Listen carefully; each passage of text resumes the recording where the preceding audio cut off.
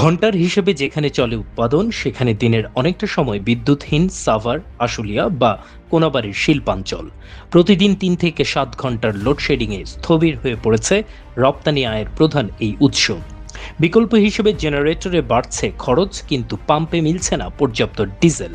গত 15 দিনে উৎপাদন খরচ বেড়েছে 35% আর সক্ষমতা কমেছে 30%।